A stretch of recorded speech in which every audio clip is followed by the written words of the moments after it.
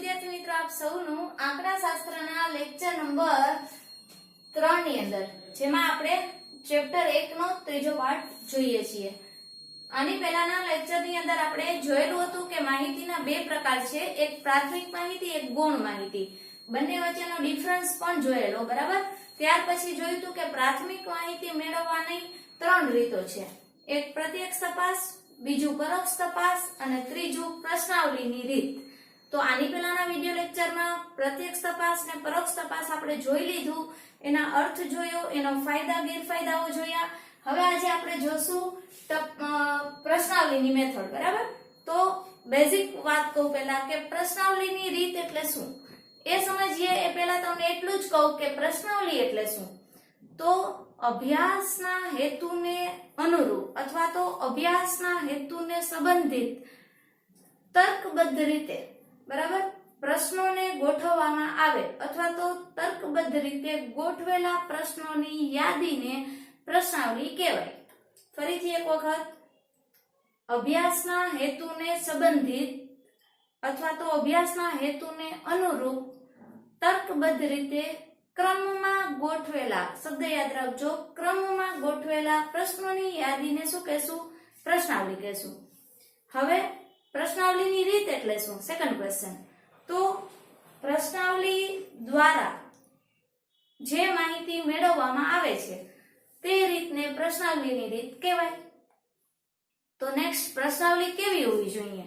That means કે આદર્શ પ્રશ્નાવલીના લક્ષણો કેવા હોય, બરાબર. મતલબ કે તમે ક્વેશ્ચન બેંક સીધી ભાષામાં સમજાવું તો પ્રશ્નાવલી એટલે શું? તો કે તમારે જેને રિલેટેડ માહિતી મેળવવી છે ને એના લગતા પ્રશ્નો તમે એક પેજમાં લખો અને જે તે વ્યક્તિ, ઉત્તરદાતા એક શબ્દ છે, ઉત્તરદાતા મતલબ કે જવાબ આપનાર વ્યક્તિ કે જેની પાસેથી તમે માહિતી મંગાવો છો, તો એની પાસેથી તમે એ પ્રશ્નાવલીને ભરાવો, એના જવાબ ભરાવો અને તમને માહિતી મળે, એ કહેવાય પ્રશ્નાવલીની રીત, બરાબર.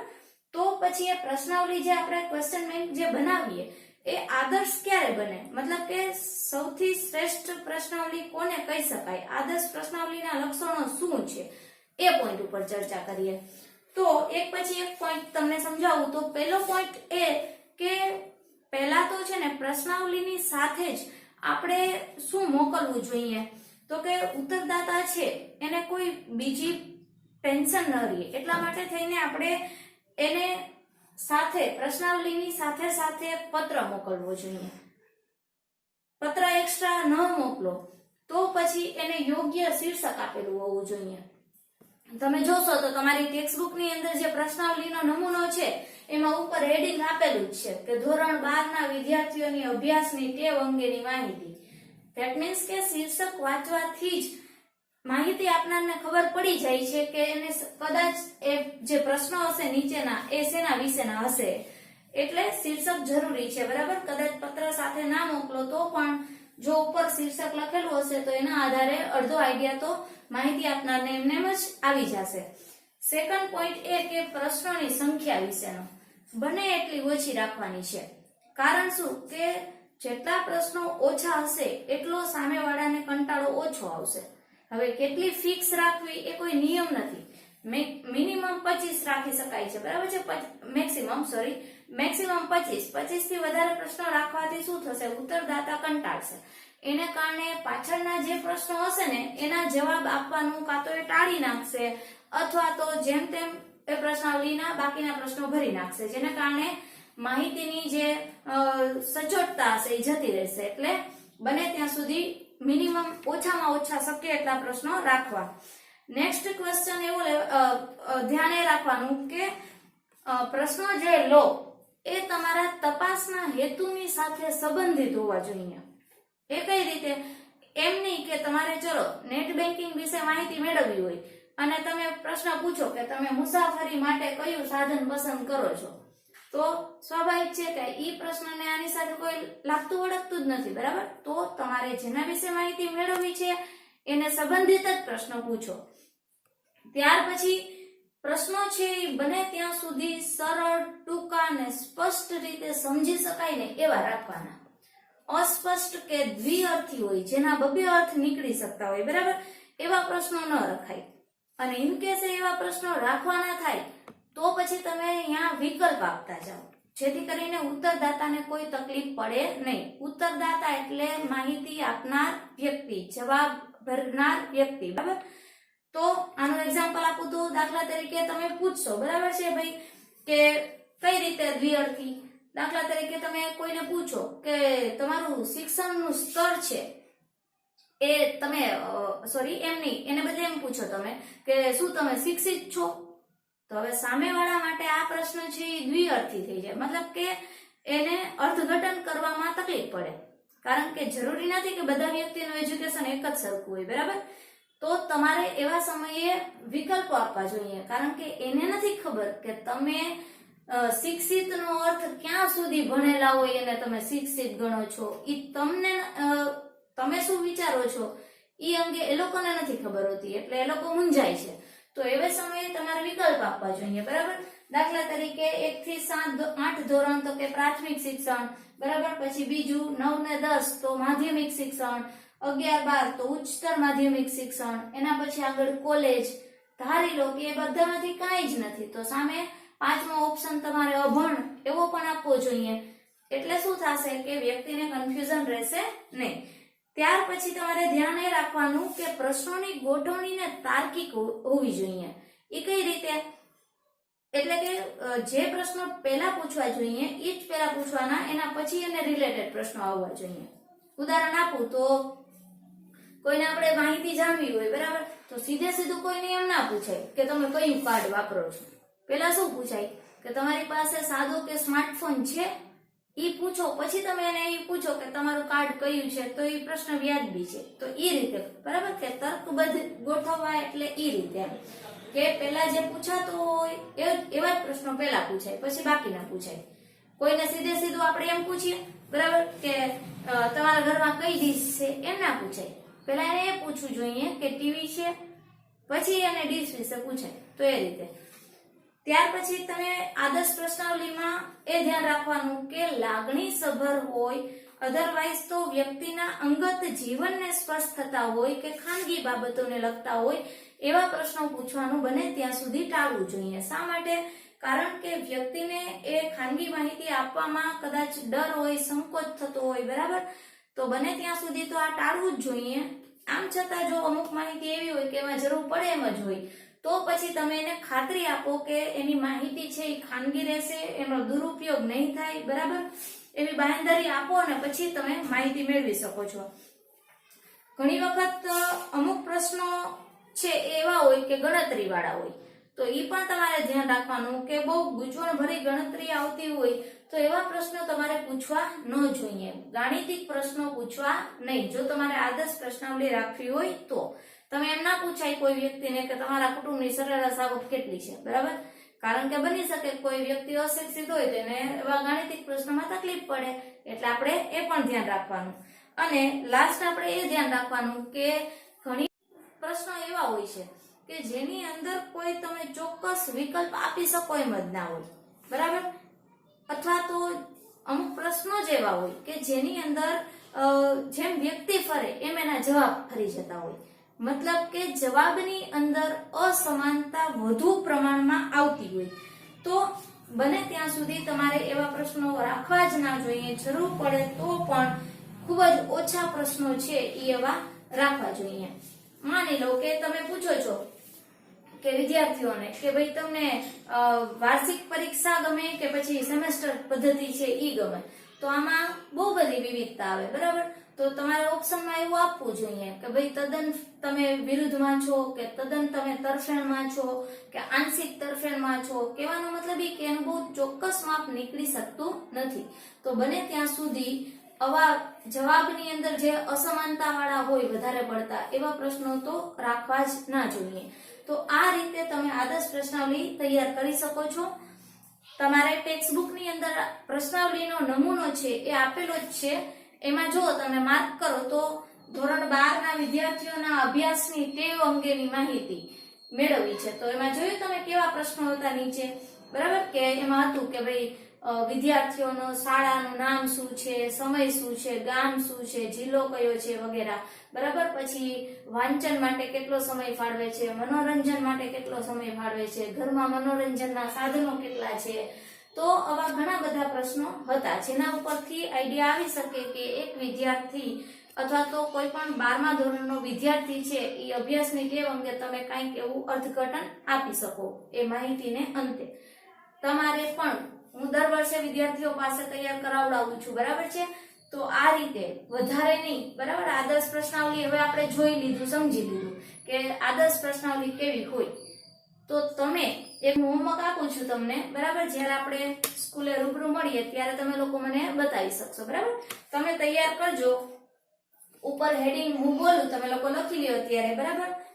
કે શિક્ષણ વિશેના વિદ્યાર્થીઓના વિચારો જાણવાનો હેતુ શું છે. તમારે એક પ્રશ્નાવલી તૈયાર કરવાની છે, બરાબર. કયો ટોપિક ઉપર તૈયાર કરવાની છે? તો કે શિક્ષણ વિશેના વિદ્યાર્થીઓના વિચારો જાણવાનો હેતુ, એવું પેલા ઉપર શીર્ષક આપજો. અને પછી નીચે તમારે વધારે નહીં, એક વિદ્યાર્થીએ માત્ર 10 જ પ્રશ્નો તૈયાર કરવાના છે, બરાબર. આ એટલા માટે હું તમને આપું છું કે ઇન ફ્યુચર પણ તમારે આની સાથે કનેક્શન રહેવાનું જ છે, કારણ કે કંપનીને લગતા, કર્મચારીઓને લગતા ડેટા જ્યારે મેળવવાનો થાય ત્યારે વધારે પડતો પ્રશ્ન બેંકનો, ક્વેશ્ચન બેંકનો વ્યવહારની અંદર પણ ઉપયોગ થાય છે, બરાબર. તો એ રીતે પણ તમને ભવિષ્યની અંદર ઉપયોગી થશે. એટલે તમારે એમ માનવાનું છે કે તમે મોટા શિક્ષણ અધિકારી છો અને તમારે વિદ્યાર્થીઓના શિક્ષણ વિશેના વિચારો જાણવા છે. તો તમારે એમ માનવાનું કે સામેવાળો વ્યક્તિ વિદ્યાર્થી છે અને તમે મોટા અધિકારી છો, અને પછી તમે જે પ્રશ્નો મગજમાં આવે એ પ્રશ્નો નોટ કરતા જજો, એટલે થઈ જાય તમારી પ્રશ્નાવલી તૈયાર, બરાબર. પણ કેટલા પ્રશ્નો? માત્ર 10 જ પ્રશ્નો, પણ એવા પ્રશ્નો રાખવાના કે જેને આદર્શ કહી શકાય, બરાબર. હવે ચલો, આદર્શ પ્રશ્નાવલી બની તો ગઈ, પણ પછી એને મોકલવાની રીત કઈ? તો એ ટોપિક ઉપર આપણે જઈએ. તો આદર્શ પ્રશ્નાવલી તમે બે રીતે મોકલી શકશો. એક તમે ટપાલ દ્વારા મોકલી શકશો, એક તમે આગણક દ્વારા મોકલી શકશો.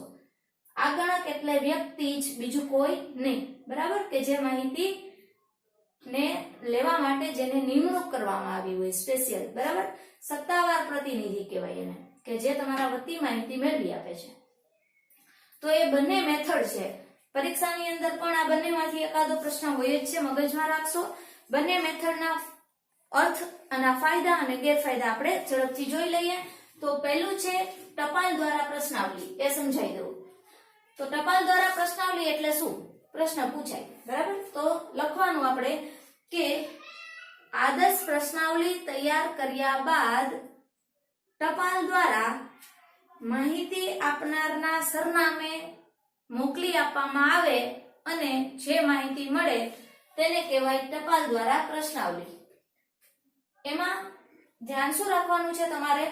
તો કે એક એ ધ્યાન રાખવાનું કે તમે માહિતી પોતે મંગાવો છો, બરાબર. એઝ અ કંપની તરીકે માની લો કે તમે તમારા કર્મચારીઓને એક પ્રશ્નાવલી મોકલો છો એના ઘરે ટપાલ દ્વારા, પણ તો તમારે પહેલા તો આ તો ઠીક છે કે કંપની હોય તો એને ખબર હોય, એના કર્મચારીઓને ખબર હોય કંપનીનું એડ્રેસ, બરાબર. પણ જનરલ માની લો કે જનરલ પબ્લિક પાસેથી તમારે મેળવવી છે માહિતી, તો તમારે તમારા સ્થળનું સરનામું આપવું પડે.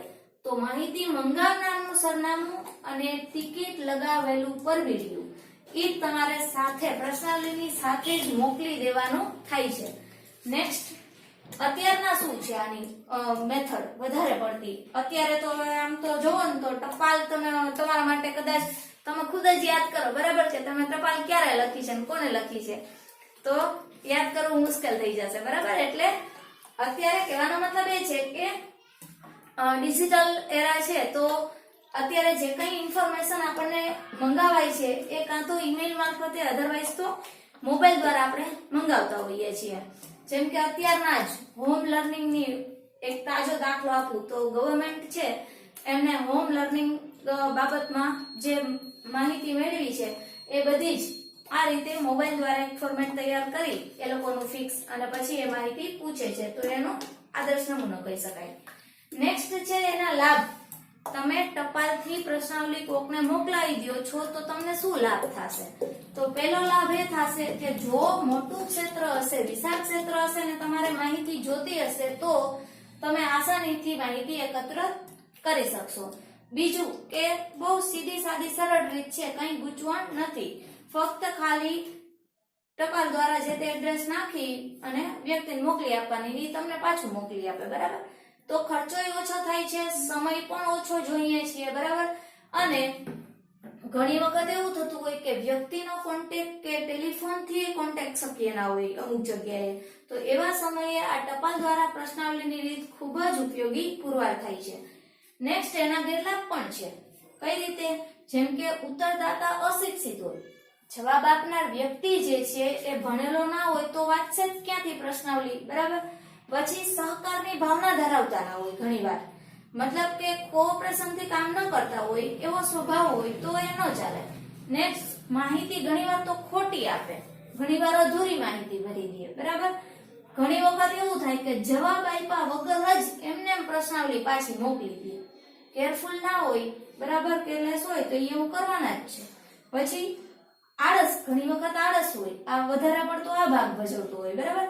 કે આળસને પરિણામે પ્રશ્નાવલી આવી ઘરમાં તો એમ થાય કે હાલ ને હજી ક્યાં લાસ્ટ લિમિટ તો કઈ આપી નથી, આપી દેશું ગમે ત્યારે, એમ કરીને કવર મૂકી દે એક જગ્યાએ.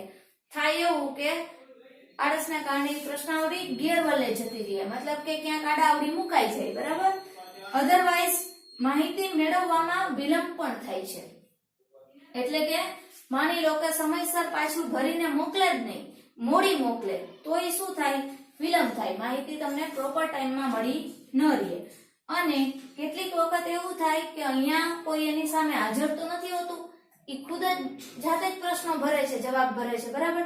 તો એવું થાય કે માહિતી જે પ્રશ્નો એમાં પૂછ્યા હોય એનું કોક વખત ખોટું અર્થઘટન કરી લે એવી શક્યતા પણ રહેલી છે. મતલબ કે વ્યક્તિ સામે હોય તો એને સમજાવે, બરાબર, કે નહીં ભાઈ આ પ્રશ્નનો મતલબ આવો નથી, આવો છે, તો એ રીતના એના આન્સર કરે એમ. બરાબર? એટલે આ થયું ટપાલ દ્વારા પ્રશ્નાવલીના ગેરલાભ. હવે ધારો કે પ્રશ્નાવલી તમે ટપાલ દ્વારા નથી મોકલતા, કારણ કે તમને એના ગેરલાભ બહુ ઝાઝા દેખાય છે, તો તમે શું કરશો? તો તમે એક આગણકને રાખશો, એટલે કે આગણક દ્વારા પ્રશ્નાવલીને મોકલશો. તો પ્રશ્નમાં પેલા અર્થ વાંચીએ, અર્થ સમજીએ. તો આગણક દ્વારા પ્રશ્નાવલી એટલે શું? તો કહેવાનું કે આગણક પોતે રૂબરૂ જઈને માહિતી આપનારને પ્રશ્નાવલી આપે અને તેની પાસે જવાબો ભરાવી અને માહિતી લે. આ રીતને આગણક દ્વારા પ્રશ્નાવલીની રીત કહેવાય. એના ફાયદા જોઈ લઈએ. ફાયદામાં તો એ જ છે કે એક તો સામે હોય, બરાબર, વ્યક્તિ, તમને અત્યારે જે ડિફરન્સ છે દેખાતો જ હશે. બરાબર છે કે આપણે ઓનલાઈન એજ્યુકેશન મેળવીએ અને ક્લાસમાં જે એજ્યુકેશન મેળવીએ ફેસ ટુ ફેસ રૂબરૂમાં, એનો ફાયદો, એના સિસ્ટમ, એના જે મેથડ છે એ આખી અલગ પડી જતી હોય. બરાબર? અહીંયા પણ ટપાલ દ્વારા ન મોકલીએ અને આગણક પોતે જ જાય રૂબરૂ તો શું થાય? એકદમ પૂરેપૂરી માહિતી એક તો એ ભરાવી દે, સાચી ભરાવે, યોગ્ય માહિતી મળે. બરાબર? પછી અશિક્ષિત હોય ઘણા, બરાબર, અહીંયા આપણે જે જોયું હતું એમાં કે સહકાર ન આપતા હોય, તો એવા વ્યક્તિને આગળક પોતે સમજાવે, ખુલાસો કરે અને વાંધો હોય અહીંયા, અને પછી માહિતી મેળવી શકે છે. અને ગેરવલે જવાનો તો કોઈ પ્રશ્ન જ નથી, કારણ કે ખુદ આગળક જ પોતે લઈને જવાના છે. પછી અધૂરી માહિતીનો પ્રશ્ન નથી, કારણ કે જે પ્રશ્નો નથી ભર્યા એ આગણક જોશે એટલે એને ભરાવવાનું જ છે.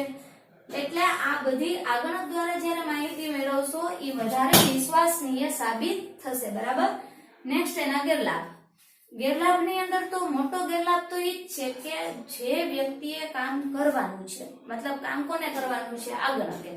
હવે એ આગણકને એક તો નીમવા પડે, અને એવા આગણક નીમવા પડે કે નિષ્ણાંત હોય, મતલબ કે જેને બીજા પાસેથી કામ કઢાવતા આવડતું હોય, માહિતી લેતા આવડતું હોય એવા વ્યક્તિ ચાલે. તો એવા નિષ્ણાંત આગણકો, સૌથી મોટો ગેરલાભ છે કે નિષ્ણાંત આગણકો મેળવવાનું જ કામ મુશ્કેલ છે પહેલા તો. બરાબર? કારણ કે એ પ્રમાણમાં વ્યક્તિઓ મળવાય જોઈએ ને, એટલી કાબેલિયત ધરાવતા એમ. પછી ઇનકેસ મળી પણ જાય તો બી એને મહેનતાણું આપવાનો જે ખર્ચ છે એ બહુ વધી જતો હોય. સમય પણ એમાં વધુ જોઈએ. શું કરવા? કારણ કે એક જ વ્યક્તિ હોય આગણક અને ઈ 10 કે 50 કે જેટલા જે માહિતી આપનારા હોય એને રૂબરૂ મળે એટલા માટે. પછી ધારો કે એ બિન તાલીમી છે, એને નથી આવડતું આ કામ, તો તમારે એને બિન તાલીમબદ્ધને તમારે તાલીમ આપવાની થાય. તો એ તાલીમ આપવાનો ખર્ચોય વધી જતો હોય બરાબર ઘણી વખત, અને મુશ્કેલ પણ બનતું હોય કોક વખત તો. અને નેક્સ્ટ એ થાય કે તાલીમ લીધા પછી પણ જે તાલીમ પામેલો વ્યક્તિ છે, જે આગળક છે તાલીમ પામેલા, એ ખરેખર કુશળતાપૂર્વક, પ્રામાણિકતાપૂર્વક કે વફાદાર રહીને કામ કરશે કે કેમ, બરાબર, એની ખાતરી કોઈ આપી શકતું નથી. તો કહેવાનો મતલબ એ કે તાલીમ લીધા પછી તાલીમનો ખર્ચો કદાચ માથે પડે એવું પણ બની શકે જો એ સિન્સિયરલી વર્ક ના કરે તો. અને આવી રીતે જ્યારે થાય છે ત્યારે મેળવેલી માહિતી જે છે એ શંકાસ્પદ બની જાય છે. કારણ શું? કે બધા જ આગણકો કઈ પ્રામાણિક હોય નહીં, એવું ન પણ બને, સિન્સિયરલી પોતાના કામમાં ન હોય, કુશળતા ના વાપરે, બરાબર. પછી તો શું થાય કે માહિતી છે એ તમને યોગ્ય ન મળે. અને સૌથી મોટો ગેરલાભ કે માહિતી આપનારની સમયની અનુકૂળતા પ્રમાણે હલવું પડે. મતલબ ઈ કે ઉત્તરદાતાની મુલાકાત કરે, ધારો કે ઉત્તરદાતા ફ્રી નથી, તો પછી એને રાહ જોવી પડે. તો કોક વખત એવું થાય કે એક જ ઉત્તરદાતા પાસે માહિતી લેવા માટે થઈને 2 થી 3 વખત આગણકે એની મુલાકાત કરવી પડે. તો જેને કારણે એનો સમય વેડફાય, એની શક્તિ, નાણાંનો વ્યય થાય, બરાબર છે. તો આ બધા એના ગેરલાભ છે. તો આ પદ્ધતિ ખરેખર ક્યારે તમને સાચી રીતે ઉપયોગી થાય? તો કે જો આગણક એકદમ વિનયી હોય, વિવેકી હોય, ઉત્સાહિત હોય, કાર્યકુશળતા વાળા હોય, બરાબર, બીજાની સાથે મિત્રતા ભર્યું વર્તન રાખી શકતા હોય, કોઈની સાથે ખોટા ઝઘડામાં ન ઉતરતા હોય, અને એકદમ માન જાળવી સામેવાળા વ્યક્તિ સાથે એકદમ ફ્રેન્ડલી એટમોસ્ફિયર જે ક્રિએટ કરી શકતા હોય, જે બોલવામાં પણ કુશળ હોય, તો એવા વ્યક્તિઓ આગણક તરીકે ચાલે અને એવા આગણક પાસેથી મેળવેલી માહિતી શ્રેષ્ઠ રહેશે.